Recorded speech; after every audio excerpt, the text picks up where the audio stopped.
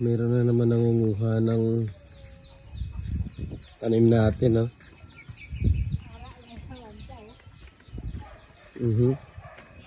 May nangunguha na naman ng tanim namin, no? Hindi na naman nagpapaalam, oh. Para ko kay doon.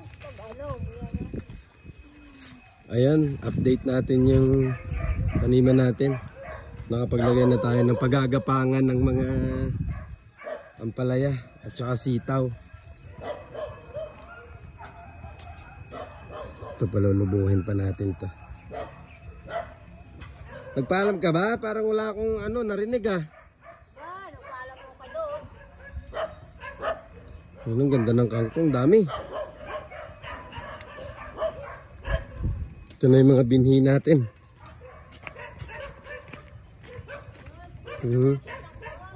Yan, dami.